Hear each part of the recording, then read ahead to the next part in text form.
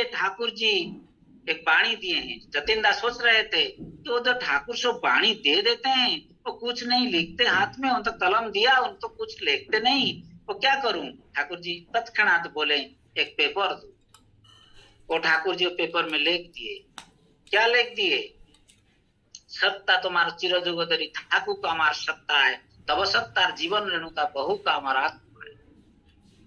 वो ठाकुर जी के श्रीहस्त में लिखा हुआ बाणी जतिंदा मुझे बोल रहे थे, अनंत तत्व पुरुषोत्तमस्य देवो न जानन्ति कुतः मनुष्य। ठाकुर जी तो अंतर्जामी थे। शिशि बड़दा भी अंतर्जामी है, शिशि दादा भी अंतर्जामी है, शिशि बाबाईदा भी अंतर्जामी है, शिशि गोविंदा भी अंतर्जामी है। ठाकुर जी के पास जो आए थे, एक दिन ठाकुर जी के पास आए थे एक मद्यपी, वो बैठे थे, दीक्षा नहीं लिए थे। ठाकुर जी जगेश्वर दास को बुलाए, उन्होंने मद कैसे छोड़ा उनके बारे में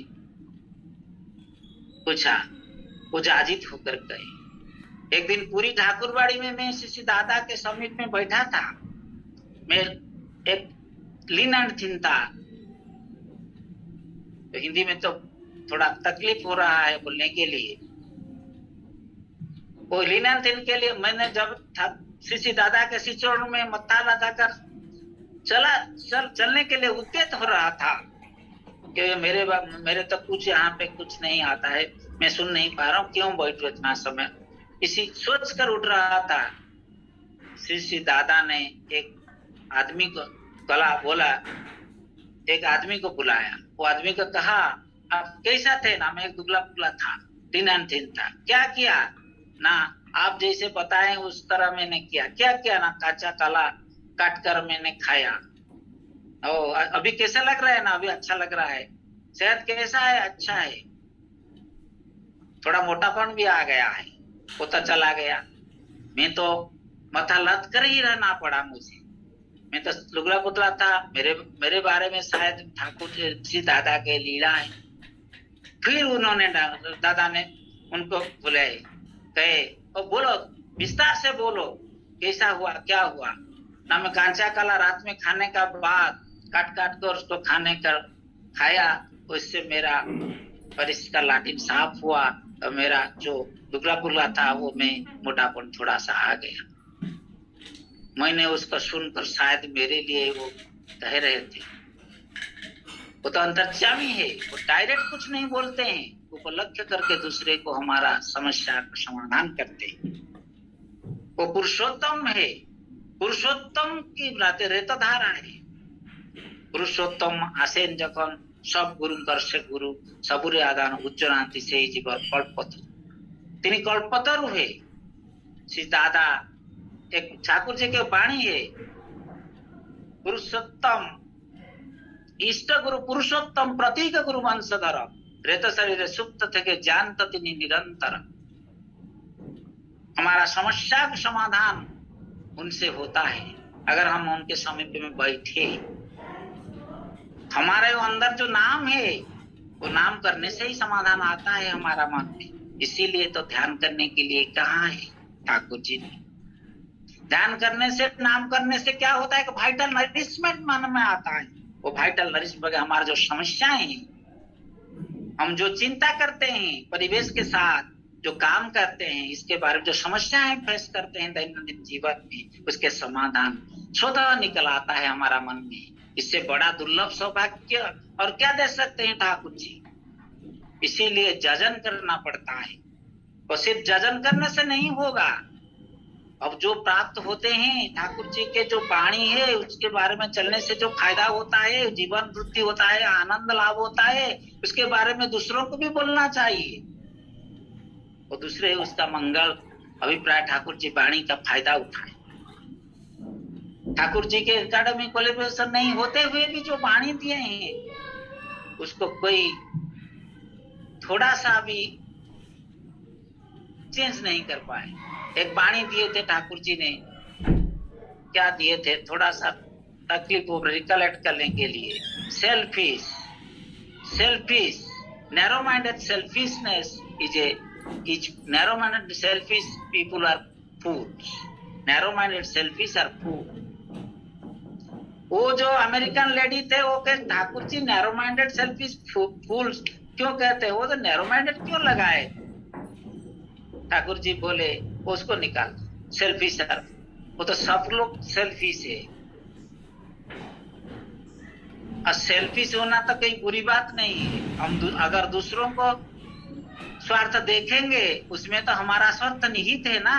इसीलिए वो जो ब्रॉडनेस के स्वार्थ है, दूसरे के स्वार्थ देखने से भी हमारा स्वार्थ आता है, इसमें हम फूल नहीं होते।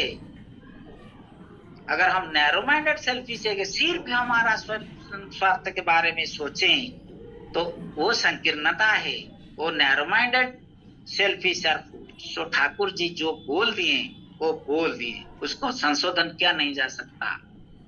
श्री श्री ननिदा को पूछा गया था ठाकुर जी के बारे में एक वाक्य में थोड़ा सा बोलो, ठाकुर जी कैसा लोग है।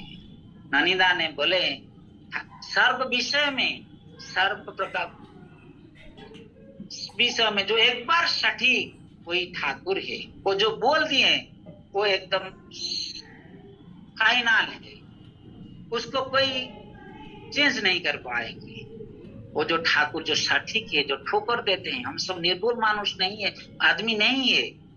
हम ठाकुर जी के पकड़े हैं तो हमारा जो सब सारे दीर्घसूत्रियां है, आलस्य है, हम जो दरिद्र है, हम अज्ञ है, वो सारे हमारा मृत्यु का सामना करते हैं। शैतान हमको जीर्ण शीर्ण करने के लिए सब सब चाहता है, उसके विरुद्ध संग्राम करने के लिए हम ठाकुर जी के पकड़े ही। और संग्राम में अगर हम जय युक्त आएंगे तो जय गुरु बोलेंगे। संग्राम करने का नाम जीवन है। अज्ञानता का विरुद्ध हम संग्राम करने के लिए थोड़ा पढ़ाशुना करना पड़ेगा, पुस्तक पढ़ना पड़ेगा, ठाकुर जी मन जानना, सत्संग अटेंड करना पड़ेगा। अज्ञानता ही दुख है। अगर जीवन में हम शांति चाहते हैं, आनंद चाहते हैं, तो हम ज्ञान की जरूरत है। तो ज्ञान कैसे आते हैं? स्वाध्याय से आते हैं, सत्संग से आते हैं। वो तो सत्संग में जागृत है, वो जागृत है उनकी वाणी में, वो जागृत है परस्पर कथयन्ति च मां नित्यं दुष्यन्ति च नमन्ति च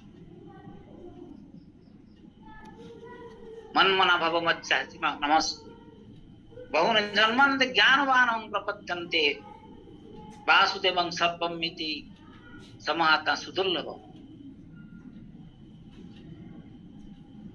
बहुनि जन्मनन्ते ज्ञानवानं प्रपद्यन्ते बहुनि मे व्यतीतानि जन्मनि तव चार्जुन तान्यहं वेद सर्वाणि नात्वं वेद परं तप। श्री ठाकुर जी तो जाति स्मर है, श्री दादा भी जाति स्मर है। एक दिन श्री दादा ने एक बंसी लेकर भुवनेश्वर मंदिर में नाटमंडल में बैठे थे, एक बंसी बजाते थे। उसी समय वो जो सारे बातें थोड़ा धीरे शब्द से कही, उसको सुनकर सब कर्मी गण के जो गुंजन आया, इससे प्रतीत हुआ जैसे ठाकुर श्री दादा ने उनके पूर्व स्मरण किया करते थे। उनका स्टेटस को मैं अंदाज नहीं कर सकते, महसूस नहीं कर सकते हैं। श्री दादा बैठे थे नाटमंडप में, वो सारे भक्त ठाकुर जी की ओर से जा रहे थे जो मंदिर के तरफ प्रणाम करने के लिए। ठाकुर जी कहाँ जा रहे हैं?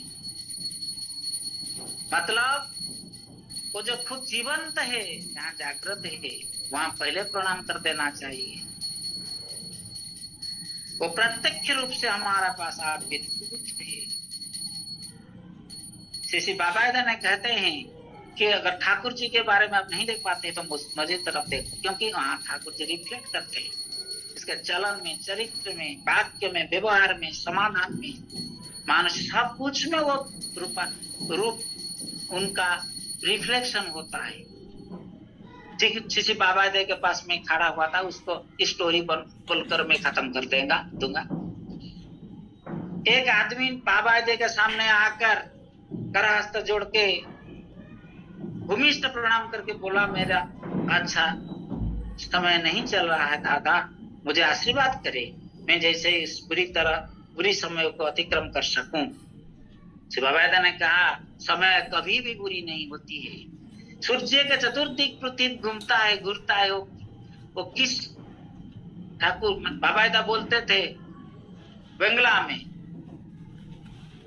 पृथ्वी सूर्य के चतुर्पाश घूरता है, কোন টাইমটা ভালো কোন টাইমটা খারাপ। রামচন্দ্রকে রাজা হবার যোগ ছিল, তিনি রাজা হতে পারলো না, বনে চলে গেলেন, তবুও তিনি ধৈর্যহারা না হয়ে পরিশেষে জয়যুক্ত হলেন। যখন তোমার মনে হবে টাইমটা ভালো চলছে না, তখন কর্মশক্তিকে বাড়াতে হবে, কর্মশক্তিকে বাড়াতে হবে। ठीक আছে बाबा, देखो बात सुनकर मैंने सोचा जो पुरुषार्थ है, जो कर्म शक्ति है, उनको बढ़ाते हमें बढ़ोतरी करना होगा में हमारा कर्म शक्ति को, पुरुषार्थ को। एक वाणी मेरा मन में आया था उसी समय,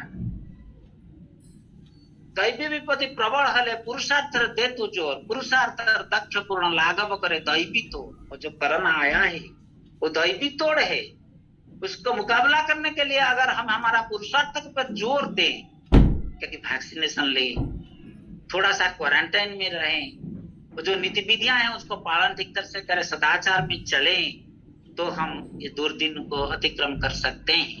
मुश्किलें माझे चलते पारे वही तो असल था, गाछते फल पाकते पारे वही तो असल पाक। परीक्षा के घड़ी है। जिस दादा कि आज परिणत वयस में जो स्वास्थ्य का अवनति है, उनके बारे में हम ठाकुर जी के चरण में प्रार्थना करते हैं, वो जो सुदीर्घ जीवन लाभ करे, वो तो लाभ करेंगे ही, सतायु होंगे जरूर, मेरा जैसा विश्वास है। तब भी हम ठाकुर जी के पास प्रार्थना करना जरूरी है। हम तो चाहना हमको थोड़ा विलुप्त नहीं करते हैं, दूसरे के लिए, ठाकुर जी के लिए, गुरु भाई के लिए थोड़ा चाहना क्या बुरी बात है? इस तरह चाहने से हमारा मुक्ति आता है, हम मुक्ति पा सकते हैं। इसी बात को बोलकर मैं यहाँ रखता हूँ। बहुत बलाना चलाना, बहुत भलाना चूक, बहुत भलाना वर्षा बादल, बहुत भलाना धूप। सबके कुशल मंगल कर ठाकुर जी से चरण प्रार्थना करते हुए मैं मेरा वाणी को विराम देता हूँ। जय गुरु।